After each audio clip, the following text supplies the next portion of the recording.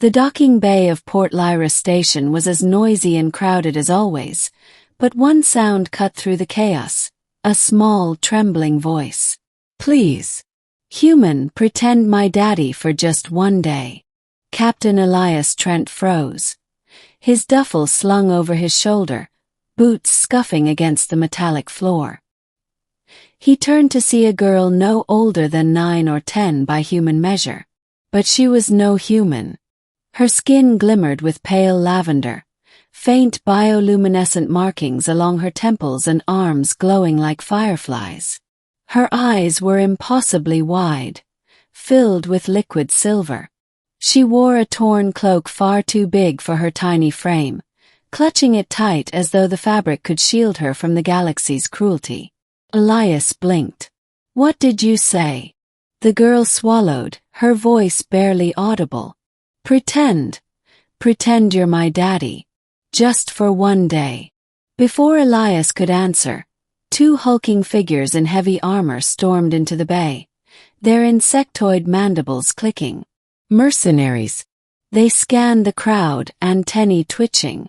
The girl gasped, hiding behind Elias's legs. "Human," she whispered desperately. "Please. They'll take me back.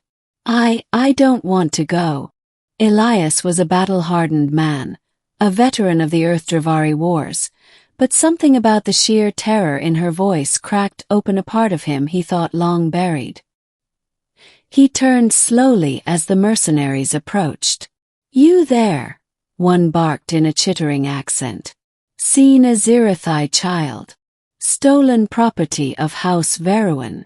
Elias felt the girl's small hand clutching his coat. She wasn't lying, she was being hunted. "Kids with me," Elias said flatly. His soldiers' glare daring them to challenge him. "My daughter." The mercenaries paused. Their antennae flicked in disbelief, but Elias's tone carried the weight of truth. After a tense moment, they clicked angrily and stomped away, muttering. The girl finally let out a shaky breath, her glowing eyes brimming with tears. "Thank you, Daddy." Beginning a fragile bond. Elias guided her away from the docking bay and into the quieter side halls of the station.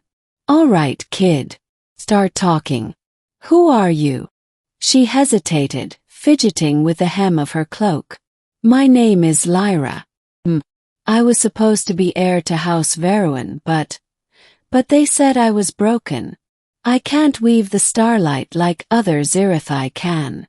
So they left me, gave me to those mercenaries. Said I was a waste." Elias frowned. He knew of the Zirathai, an aristocratic alien race who wielded strange energy manipulation abilities. To them, a child born without power wasn't family, but trash. "And you've been running since then?" Elias asked. Lyra nodded. "I hid on cargo ships. Beg scraps. But they keep finding me. I thought maybe if someone strong pretended to be my daddy, they wouldn't take me." Her silver eyes searched his face with desperate hope. Elias rubbed his jaw. He wasn't father material. Hell, he barely knew how to take care of himself. His life was drifting between ports, picking up merc jobs, running from ghosts of war. But walking away now felt impossible. "All right, Lyra," Elias sighed. "I'll play the part. Just one day." Her smile, fragile but real, nearly undid him. The weight of fatherhood. That one day stretched longer than Elias expected. The mercenaries kept sniffing around the station, forcing him to keep Lyra close. They stayed in cheap lodgings, Elias pretending it was all temporary. Yet every night Lyra curled against him, whispering, "Good night, Daddy," as if she feared he would vanish while she slept. Despite himself, Elias grew protective. He taught her small things: how to eat human food without grimacing, how to shuffle a deck of cards, how to spot when someone was lying. In return, Lyra's laughter began to fill the quiet spaces of his life, softening the iron shell around his heart. But danger pressed closer. One evening, while Elias scouted jobs at the station guild hall, Lyra tugged his sleeve. "They know you're not really my daddy," she whispered nervously. "Who?" Elias asked. She pointed subtly. Across the hall, the same mercenaries loomed, their compound eyes fixed on them. "They've been following," Lyra said, voice trembling.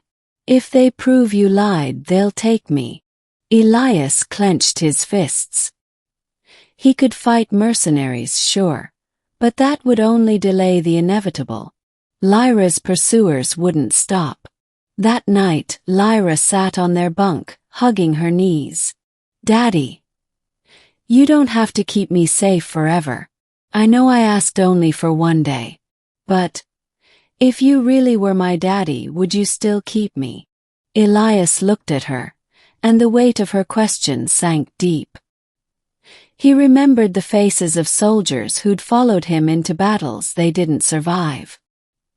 He remembered the promise he once made to protect his squad. And here was this child, abandoned, unwanted, asking for the same. He knelt before her. "Lyra, I may not be your real father, but right now you're mine. And I don't abandon my own." Tears spilled down her cheeks as she hugged him tightly. For the first time in years, Elias felt a sense of purpose again. Rising conflict. The final chase. The mercenaries eventually cornered them in docking Sector 9. Elias and Lyra were boarding a freighter when the armored giants appeared, blocking the exit. "There is no human blood in her," one hissed. "You lied.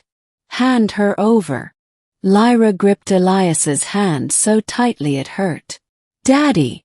Elias drew his sidearm, planting himself between her and them. "You'll have to kill me first." The mercenaries hissed, mandibles flaring.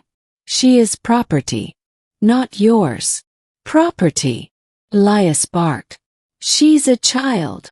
Blaster fire erupted. Elias pushed Lyra behind cover, returning fire with deadly precision. Years of combat surged back into muscle memory. One mercenary fell, armor smoking. The other lunged, claws raking across Elias's arm. Pain seared, but Elias drove his knife upward, felling the brute. Lyra screamed, rushing to him. "Daddy, you're hurt." Elias grimaced, clutching the wound.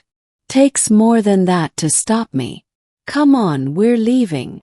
They scrambled onto the freighter, the hatch sealing shut as it launched. For the moment they were safe.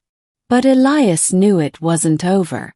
The Zirathai aristocrats wouldn't stop until they reclaimed or silenced the disgrace of their house.